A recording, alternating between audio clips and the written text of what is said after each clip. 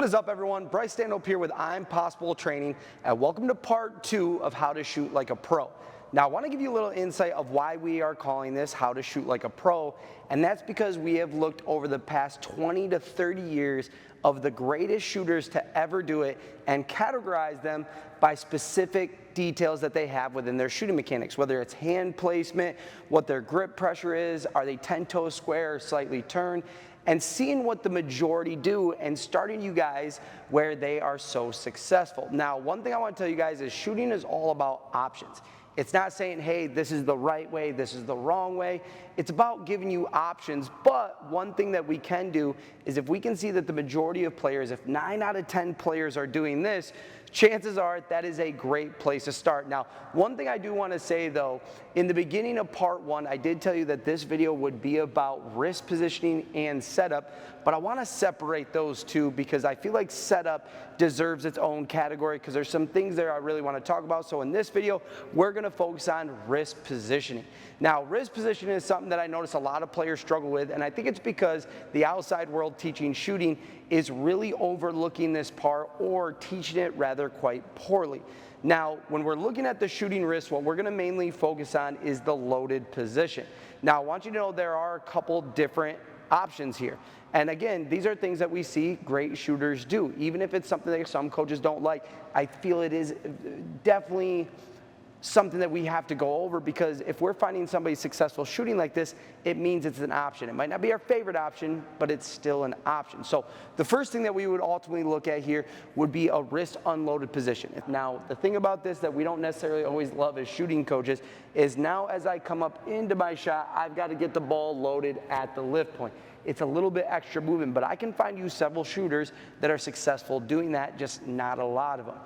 Then the next one would be more of a neutral wrist. The wrist is relaxed, it's not unloaded, but it's not loaded back. It's just simply in a wrist position where the wrist is just flat. Again, similar to unloaded. The only issue with this is now as we come up into our shot, we would then have to get loaded at the lift point position. Again, not the worst thing in the world. I can find successful shooters who do that, but not necessarily where I would start with a player. Now, the two I want to focus on the most would be partially loaded and loaded. This is what we see the majority, the vast majority of shooters doing, and that's because it keeps us ahead of the curve when it comes to getting our wrists already loaded at that lift positioning. So the thing I love about partially loaded is it's much more comfortable. I think we've all heard this term before as far as coaches talking about, you know, you need to get that wrist loaded. It's what I was taught. It's what a lot of my coaches were taught. So it keeps kind of getting pushed down the realm. And that's just because, again, what was once taught to them, they probably also teach themselves. Now, partially loaded is simply finding that middle space. If my wrist was all the way back, that would be loaded.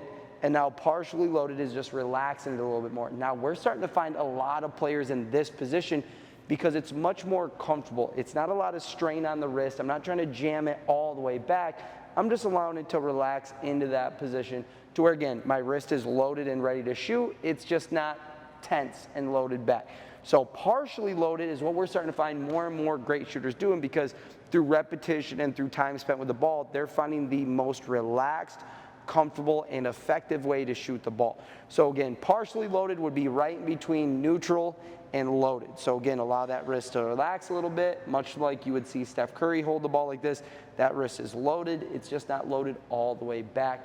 And then lastly, I would say the one coaches push the most, and it's what I was taught as well, would be wrist loaded. It's getting that wrist all the way back, so that way when I begin to get into my shot, that wrist isn't even having to move.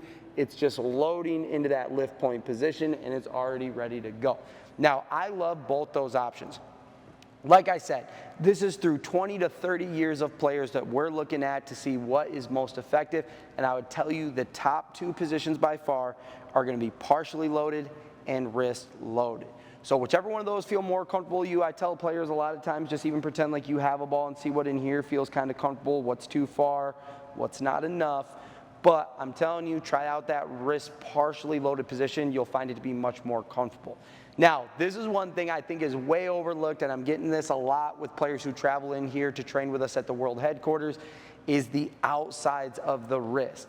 The outside parts of the wrist we want to remain neutral. Doesn't bend to the right or the left. And let me tell you why this is starting to become a big problem that I'm seeing here and through players who train with me through online, our IPT Elite Skill membership, is everybody is focusing so heavily on get everything pointed at the basket early that now you'll notice I'm jammed up into the outside part of that wrist. And I can actually find you some NBA players who do that are still pretty good shooters, but what they've learned how to do is how to correct that mistake. So what happens is they get that wrist and those fingers pointed at the basket too early, so now as they come up, it's actually really hard to get that wrist loaded in that position because that wrist is all jammed up. So what those high-level shooters do is they have figured out how to go from a poor position into auto-correcting it and getting that wrist back into a neutral position on the sides.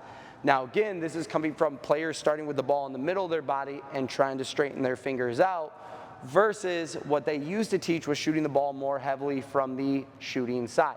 So now you'll notice if I'm on my right hip as a right-handed shooter, my fingers are pointed at the basket. But if I bring the ball to the center of my body, my fingers are now actually pointing more towards the side. The reason none of those things matter is by the time I raise the ball to my lift point, that stuff is going to begin to straighten out anyways. So the biggest thing on that shooting wrist is we never want to bend the outsides of the wrist.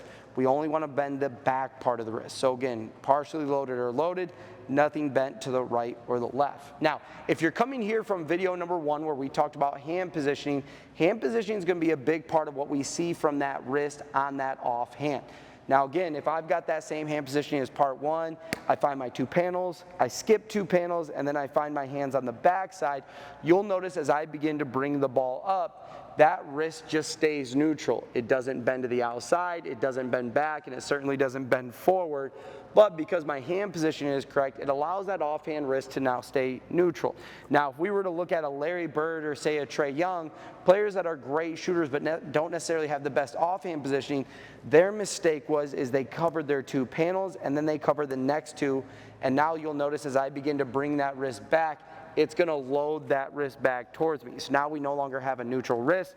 We have a wrist that wants to engage with the ball. Now, what they did to overcome that is they simply just didn't let the wrist go into the ball. They would get that wrist in that position, and they would simply just let that right side go and shoot the ball all by itself. So again, when we're looking at the wrist, whether it's the offhand wrist or whether it's the shooting wrist, we want to make sure the outsides of the wrist remain neutral. We want that offhand to also stay neutral in the backside of the wrist part. We're mainly focusing on what the shooting hand wrist needs to do. So make sure when you're going through this and you're playing with these little mechanics, number 1 and part number 2 are going to have a lot to do with each other. So I got to make sure, do I have that proper or that most seen from the pros hand positioning? And that's also going to allow me to really hone in and look at what my wrists are doing. So again, if we're looking at that shooting wrist, if I was going to be biased, I love the partially loaded position. And then with that offhand, again, if I have it in a good positioning from the hand placement start point, I don't even need to worry about what my wrist is doing because it has to fall in line with my hand placement. If you like videos like these, make sure you like, comment, and subscribe. We've already got some great comments on part 1. Feel free to leave us more comments below on things you guys would like to see and things that we could help you with to further become a more skilled basketball player.